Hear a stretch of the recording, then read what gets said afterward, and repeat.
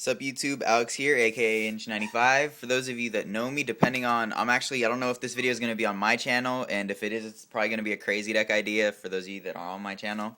If you guys are watching this on someone else's channel, more than likely Senior Blanco88, aka the Lang Banger. Shout out to him. If this video, I'm pretty sure I'm going to send it to him so he can put it up, but thanks if you do put it up, dude. So you guys should definitely, I'm pretty sure if it is on his channel, you guys are probably subscribed to him, that's why you're watching it. But I have a deck for you guys today. If you guys know me from my channel, you guys know I like doing crazy deck ideas. It's kind of my personal take on the new gadget Exceed variant. This is going to be becoming hot with the release of Generation Force due to all the new Exceeds and stuff, namely, Inverse Roach, or they changed the name, Steel Sworn Roach, sorry. It's basically a level 4 Exceed, and it's basically a Royal Oppression anytime. You need 2 level 4s, and then it's like another 2300 beat stick, something like that. And then you can detach an XYZ material off of it to negate the level 5 or higher summon of a monster. So basically, it's kind of like a Royal Oppression. You guys can go look it up. I'm just proxying that in here. But it's a really fun deck. I think you guys should try it out. My personal tech. I'm not going to do a lot of explaining. You guys should kind of know the gist of this. You guys have probably heard of it. It's mainly a fun deck, to be honest. So, I mean, I guess you could make it competitive, but I didn't want to, that's why I didn't, bother hauling out everything. It was just whatever. So, I don't run 9 gadgets, I run 6, because that's really all you need. Plus, I like running Tengu in here, because you can run Tengu in everything, apparently, now. This is mainly your fodder. You guys keep normal summoning this. You guys know the combo with Ultimate Offering. You keep bringing these out, going into Exceeds, going into all these random shenanigans, synchroing if you have to. One breaker, I like this card. I kind of want to go to 2, maybe even 3, depending on how 1 goes. I like this card a lot because it's when he's normal summon, so not just regular normal summon, but Royal Oppression also allows you to normal summon. So what you can do is you can go Royal Oppression, drop a breaker or 2, and with him you can pop their back rows and then go off with your gadgets, which I really like. Plus he's great because I also run Gale up there, and you can go into Arcanite Magician to remove more stuff, like if you have other monster threats you have to deal with. So he's a great card, and he's another beat stick. I don't know, I'm iffy on the card. I'm still testing it out. You run 3, 2, 1, and you run your Gale, your Plague, and your Glow Up. This is just my personal stuff. I don't just want to focus on Exceeds, because I want to be able to go into those different Trishula plays. I want to make all those different plays when I'm in those weird scenarios. I don't want to, explode with Exceeds and stuff, and then have to be stopped or be fearful of random bullshit cards. That's why I like going to Trishula a lot. I think all you really need are going to end up going into is 1 Trishula. To be honest, you could run 2 if you want, Miststorm or whatever. I personally like Miststorm. You guys will see that later. But these are great. You can recycle stuff. Plague is great when you draw those multiple Tengus. Even though this deck really isn't affected by drawing multiple Tengus, which I like, that's why I run it. So that's really the basic part about it. And Glow Up, you guys know. Tragodia, I've seen a lot of people ignore this card from their list. I love this card, especially because you can't run Gores in this deck. And when you draw shit, which is bound to happen, especially with my luck, for those of you guys that know me, Tragodia is great. It just sits there. It's basically the Gores of this deck, since sadly, this is one of the only decks you really can't run Gores in because of all the back row cards you run, namely the Ultimate Offerings. And if for some reason you can't kill them, or you set all your stuff before you want to go off, drop this guy, and you'll probably have a lot of cards in hand, whether it'll be gadgets, Tengus, or other cards.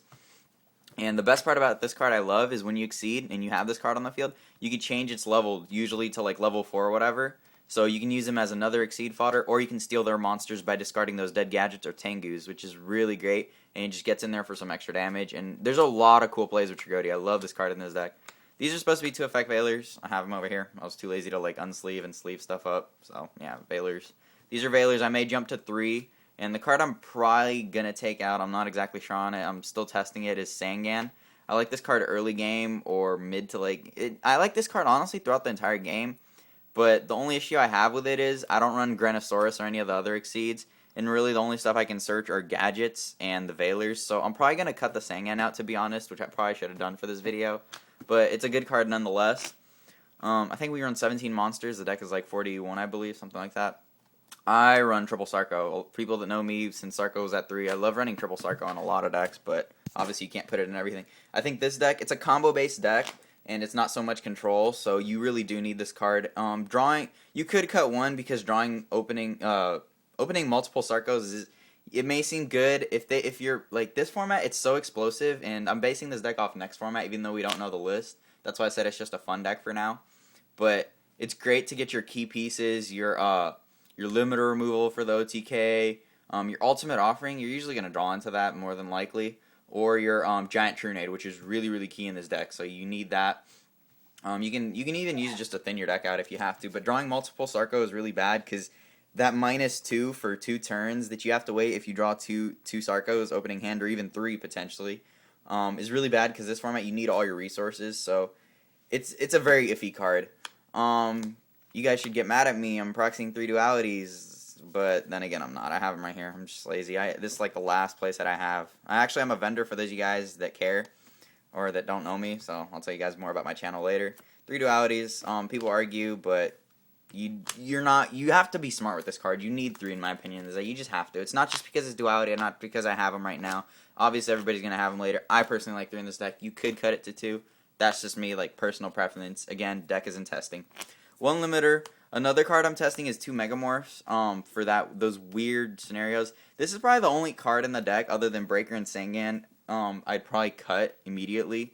But if you don't have limiter removal and you have all your setup and you didn't gold Sark for like limiter, but you have everything else, this card's great for those little extra pushes.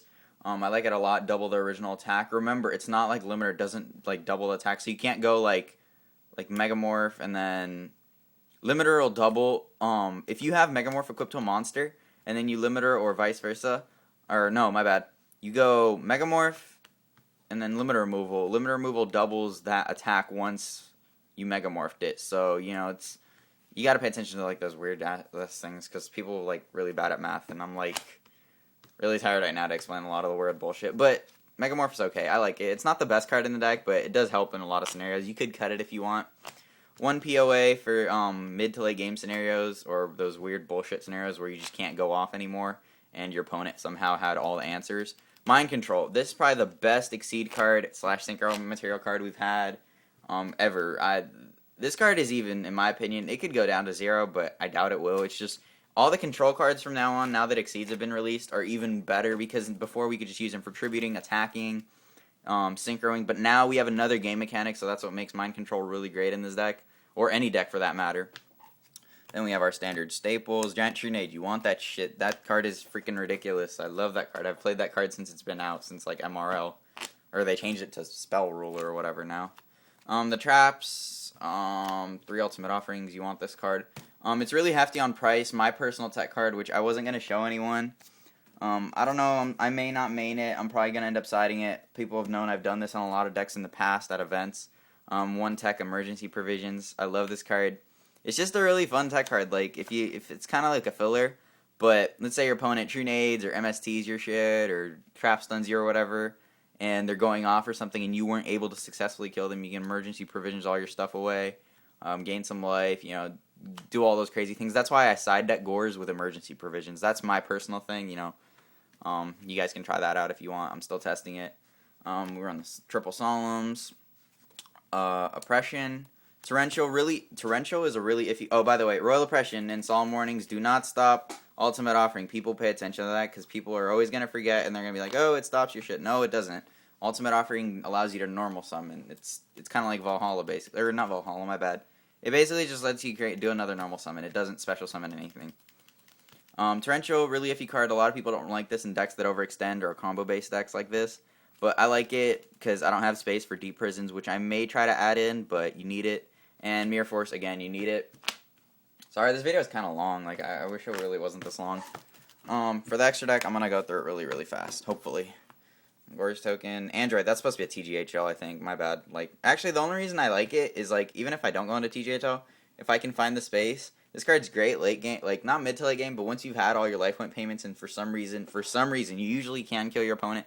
But if there's those weird scenarios where you can't get around Gores, which I'm pretty sure most people know how to play around now, especially by being able to go into all the things, this is great for giving you extra life because you've paid a lot of life by the time you've used Ultimate Offering and stuff. Armor Master, you run Gale. Arcanite, you run Breaker and Gale. BRD, Stardust, Scrap Dragon, Trishula, and Mistworm. You can run another Trishula if you want. I like Mistworm personally because when you go second, this deck's really hard when you go second because you need that push to get rid of all their stuff. So I like to make Mistworm first and then keep going with all my gadgets. This is supposed to be 3 Steel Sworn Roach. The card isn't out yet. Go look it up. It's a great card. It's basically a Royal Oppression / Solemn Warning. Each one. It's a pretty big beat stick. And I'm a sad panda. I actually don't have 3 Utopias. I only have 1 on me right now.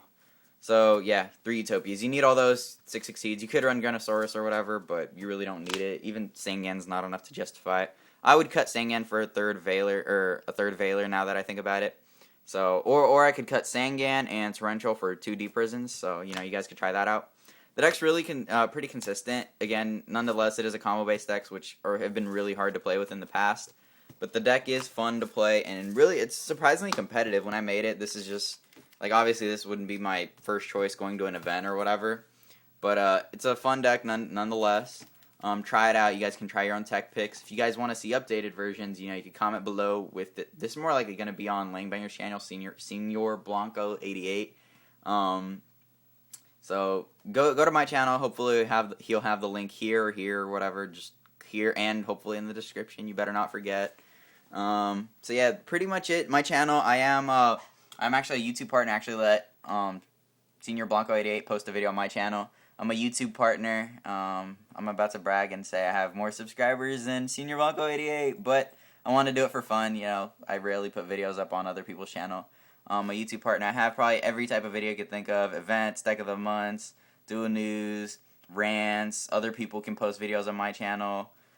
Trades. I'm a vendor for those of you guys that care. I don't post a lot of binders lately. I've been trying to sell a lot of bulk, but just that stuff's irrelevant. You guys can ask. I have a lot of great players, Austin Coleman and stuff, that I talk to, and I get a lot of insight from them. Pretty much everything you could think of. Deck checks I do. It's kind of like a deck doctor, I guess. For people, card reviews, top 8, top 4 deck lists that I've done, ban list stuff, Q&A segments, pro players. Those are just how to help people become better players. They're most of them are outdated now, but I'm about to start redoing it. Sorry this video's so long. It's already like, what, 12, 13, 12, 14, 12, 15, 12, 16. Sorry, I'm just like sidetracking a lot, but I wanted to get this out of the way, and I'm really, really tired right now, so hopefully that was fun. I also have duels. You guys can come message me. I play on Dueling Network. I do buy and sell. I don't really trade online. I usually just buy and sell. There's a lot of stuff there. So again, my name's intch95. I don't really like it when people call me that, but my name's Alex, if those of you care. So check out my channel. I have a lot of great stuff on there.